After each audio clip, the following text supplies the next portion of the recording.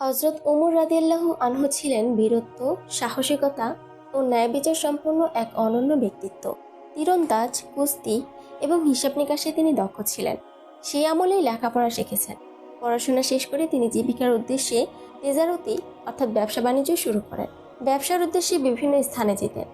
এতে তার অভিজ্ঞতা বৃদ্ধি পেতে থাকে, যার ফলে তিনি বুদ্ধিমত্তা, ন্যায় বিচার ও দূরদর্শিতার মতো গুণাবলী অর্জন করেন। তার বয়স যখন 27, তখন মক্কাতে ইসলামের প্রকাশ ঘটল। মক্কার চারদিকে তাওহীদের খুশবু ছড়াতে লাগলো। ইসলামের জন্য তার প্রতিটি পদক্ষেপ কল্যাণ বয়ে আনলেও প্রথম দিকে মক্কায় অন্যান্য মুশরিকদের মতো তিনিও ছিলেন ইসলাম, মুসলমান ও মুহাম্মদ সাল্লাল্লাহু আলাইহি সাল্লামের ঘোর বিরোধী। কেউ ইসলাম গ্রহণ করেছে শুনলে তার উপর নির্যাতন চালাতেন তিনি। নির্যাতন চালাতে চালাতে ক্লান্ত হয়ে গেলে বিশ্রাম নিয়ে আবারও নির্যাতন শুরু করতেন, কিন্তু কাউকে ইসলামের নেশা থেকে মুক্ত করতে পারলেন না। কুরাইশে হজরত উমরের মতো আবু জেহেলও মুসলমানদের ঘোর বিরোধী ছিল। রাসূল সাল্লাল্লাহু আলাইহি সাল্লাম একদিন দোয়া করলেন, হে আল্লাহ, উমর ইবনে খাত্তাব অথবা আবু জাহেলের মধ্যে কোনো একজনকে আপনি ইসলামের জন্য কবুল করুন। তাদের কোনো একজন ইসলাম গ্রহণ করলে মুসলমানদের শক্তি বৃদ্ধি পাবে। এটা হজরত উমর ফারুকের ভাগ্যে আগে থেকেই লেখা ছিল। আর নবীর দোয়া কবুল কেন হবে না? ইসলামের চরম শত্রু মুহূর্তে প্রাণপ্রিয় বন্ধু হয়ে গেল। আল্লাহ তাআলা তাকে ইসলামের নিয়ামত দান করলেন। তার ইসলাম গ্রহণের পর মুশরিকদের দল এসে তার বাড়িতে ইট পাথর নিক্ষেপ করতে থাকে আর বলে উমর বেদিন হয়ে গেছে। কে জানতো যে হজরত উমর তখন নিজের জীবনের আসল উদ্দেশ্যে জেনে নিয়েছেন। তার ইসলাম কবুলের পর মক্কা ইসলামের যাত্রা এক নতুন মোড় নেয়। তখন প্রায় 40 জনের মতো লোক ইসলাম কবুল করে নিয়েছিল, কিন্তু তারা সেটা প্রকাশ করতেই ভয় পেত। আর কাবায় নামাজ আদায় করা তো দূরের কথা। হজরত উমর সাহসিকতায় তাদের মুশরিকদের জড়ো করে তাদের কাছে নিজের ইসলাম কবুলের কথা প্রকাশ করলেন এবং ঘোষণা করে দিলেন, এখন থেকে কাবায় জামাতের সহিত নামাজ আদায় করা যাবে। তখন মুসলিমরা প্রথম কাবায় নামাজ আদায় করার সুযোগ পেল। তার এই সাহসিকতার জন্য তিনি দরবারের নবুয়তের পক্ষ থেকে ফারুক উপাধি লাভ করেন। মক্কায় মুসলমানদের সংখ্যা যতই বাড়তে লাগলো, মুশরিকদের অত্যাচার ও জুলুম আরও বাড়তে থাকলো। তারা খুন খারাপি সহ আরও জঘন্য কাজে লিপ্ত ছিল, যার ফলে মক্কায় মুসলমানদের থাকা কঠিন হয়ে পড়েছিল। মুসলমানরা নবী করিম সাল্লাল্লাহু আলাইহি সাল্লামের অনুমতিতে মদিনায় হিজরত করে। রাসূল সাল্লাল্লাহু আলাইহি সাল্লাম হযরত উমরকে মদিনায় হিজরতের অনুমতি প্রদানের পর তিনি হিজরত করার উদ্যোগ গ্রহণ করেন। তখন তিনি তরবারি কোষবদ্ধ করে কাঁধে তীর ধনুক নিয়ে কাবার উদ্দেশ্যে রওনা হন। কুরাইশরা তখন কাবার প্রাঙ্গণে অবস্থান করছিল। হযরত উমর রাদিয়াল্লাহু আনহু 7 বার কাবা ঘর তাওয়াফ করেন। তারপর মাকামে ইব্রাহিমের সামনে গিয়ে 2 রাকাত নফল নামাজ আদায় করলেন। এরপর তিনি একে একে সকলের সামনে গিয়ে বললেন, তোমরা ধ্বংস হয়ে যাও। আল্লাহ তোমাদের মর্যাদাকে ধুলায় মিশিয়ে দিবেন। যে তার মাকে সন্তানহারা, তার সন্তানকে এতিম ও তার স্ত্রীকে বিধবা করতে চায়, সে যেন এই উপত্যকার পেছনে আমার সাথে মোকাবেলা করতে আসে। আমি মদিনায় হিজরত করছি। কে প্রস্তুত আছো মোকাবেলা করতে? তার সামনে কারো সাহস হইল না, কেউই মোকাবেলা করার জন্য রাজি হলো না। এরপর দলে দলে মুসলমানরা মদিনায় গিয়ে জমা হতে থাকে। এরপর রাসূল সাল্লাল্লাহু আলাইহি সাল্লাম নিজেই হিজরত করে মদিনায় গিয়ে পৌঁছান। অতঃপর তিনি আনসার ও মুহাজিরদের মধ্যে ভ্রাতৃত্বের বন্ধন রচনা করলেন। এরপর থেকে মদিনায় মুসলমানরা শান্তির সাথে ইসলাম ধর্ম পালন করতে থাকে। কিন্তু কিছুদিন পর বদরের যুদ্ধ শুরু হয়ে যায়। আমিরুল মুমিনিন তখন রাসূলের জন্য নিজের সাহসিকতা ও বুদ্ধিমত্তার সাথে যুদ্ধে অবদান রাখেন। যুদ্ধে সুসংগঠিত মুসলিমরা মক্কার সৈনিকদের সারি ভেঙে ফেলতে সক্ষম হয়। এরপর কুরাইশের কয়েকজনকে গ্রেফতার করা হয়। এরপর বিতর্ক শুরু হলো যে তাদের সাথে কি করা যায়।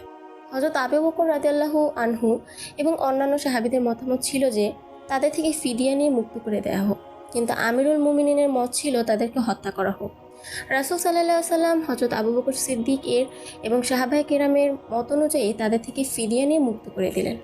এছাড়াও হযরত ওমর ফারুক উহুদের যুদ্ধ, খন্দকের যুদ্ধ, খায়বারের যুদ্ধ এবং মক্কা বিজয়ে গুরুত্বপূর্ণ ভূমিকা রাখেন।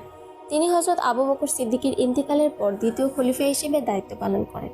তার 10 বছরের খিলাফতকালে তিনি ফরাসি, রোম, ইরান, ইরাক, শাম, বাইতুল মুকাদ্দাসের মতো স্থানগুলো জয় করেন। সময়ের সাথে সাথে তিনি সারা বিশ্বে ইসলামকে ছড়িয়ে দিলেন। তার শাসন ব্যবস্থার রাষ্ট্রের সব অঞ্চলের ভারসাম্যমূলক উন্নয়ন ও অগ্রগতির নীতিমালাই ছিল প্রধান রাষ্ট্রীয় নীতি। ইসলামী রাষ্ট্রের প্রকৃত অর্থ হল সরকারি সেবার পরিধি বাড়ানো, যা হযরত ওমর ফারুকের শাসনামলে পূর্ণরূপে বাস্তবায়িত হয়েছিল। তার শাসনামলে কঠোর আইন শৃঙ্খলা রক্ষা করা হতো। কেউ অন্যায় করলে তাকে কঠিন শাস্তির আওতায় আনা হতো। ইসলামের ইতিহাসে প্রথমবারের মতো ওমর ইবনুল খাত্তাব বাইতুল মাল বা রাষ্ট্রীয় কোষাগার প্রতিষ্ঠা করেন, যেন রাষ্ট্রীয় সম্পদ সংরক্ষণ করে তা বহুমুখী কল্যাণকর খাতে ব্যবহার করা যায়। তিনি কৃষি ও খাদ্য উৎপাদনের উপর বিশেষ গুরুত্ব আরোপ করেন, নতুন নতুন আবাদি সৃষ্টি করেন, যেখানে বসরা ও কুফা শহর অন্তর্ভুক্ত ছিল, এবং ইসলামী খিলাফতের বিভিন্ন স্থানে একাধিক খাল ও নালা খনন করেন। সামরিক ও বেসামরিক কর্মচারী বেতন পরিশোধের পর রাজস্ব বিভাগের অবশিষ্ট অর্থ খলিফা তালিকা অনুসারে ভাতা হিসেবে বন্টন করতেন। তিনি আল কোরআন সংগঠিত করার ক্ষেত্রে বিশেষ অবদান রাখেন। তিনি কোরআনের শিক্ষক, নির্দেশক এবং মুয়াজ্জিনদের বেতন বৃদ্ধি করে দেন। এছাড়াও তিনি নকল হাদিস প্রচার না করার দিকেও বিশেষ খেয়াল রাখতেন। সাহাবায়ে কেরামদের সাথে আলোচনা করে তিনি মসজিদে নববীর সম্প্রসারণের কাজ শুরু করেন। তার শাসনামলের দৃষ্টান্ত ছিল অনন্য। তিনি ধনী, গরিব, ছোট বড় সকলের জন্য সমান আইন জারি করেন। তার শাসন কেবল মুসলমানদের জন্য সীমাবদ্ধ ছিল না, বরং ইহুদি, খ্রিস্টান সকলের জন্য সমান ছিল। হযরত ওমরের প্রজ্ঞা বুদ্ধিমত্তা এত বেশি ছিল যে কখনো কখনো তার একক সিদ্ধান্তের আলোকে আল্লাহ তাআলা আল কোরআনের আয়াত নাজিল করেছেন। বিভিন্ন প্রেক্ষাপটে প্রায় 20টি কোরআনের আয়াত নাজিল হয়েছে হযরত ওমর ফারুক সম্পর্কে। তিনি সকল বিষয়ে জ্ঞান রাখতেন, তবে কখনো কোনো সিদ্ধান্ত নেওয়ার প্রয়োজন পড়লে তিনি সাহাবায়ে কেরামদের পরামর্শ গ্রহণ করতেন। তিনি অনেক মনোযোগ সহকারে আল কোরআন পাঠ করতেন। জান্নাতের সুসংবাদ পাওয়ার পরও তার খোদাভীতি ও নেক আমল প্রশংসার যোগ্য ছিল। তিনি ছিলেন অত্যন্ত মুত্তাকি একজন সাহাবী, যিনি সারা রাত মহান আল্লাহর ইবাদতে মগ্ন থাকতেন। নামাজে তিনি সেই আয়াতগুলো বেশি বেশি পাঠ করতেন যেগুলোতে মহান আল্লাহর শান ও মহিমার কথা বর্ণিত আছে, আর সেই আয়াতগুলো পাঠ করার সময় তিনি অঝরে কান্না করতেন। তিনি মন প্রাণ থেকে রাসূলুল্লাহ সাল্লাল্লাহু আলাইহি সাল্লামের সুন্নত পালন করতেন। তিনি নবী কারীম সাল্লাল্লাহু আলাইহি সাল্লামকে মন থেকে ভালোবাসতেন। তার জন্য তিনি জীবন দিতেও রাজি ছিলেন। তিনি দুনিয়ার সুখ শান্তির প্রতি আসক্ত ছিলেন না। এজন্য তিনি অত্যন্ত সাদাসিধে জীবনযাপন করতেন।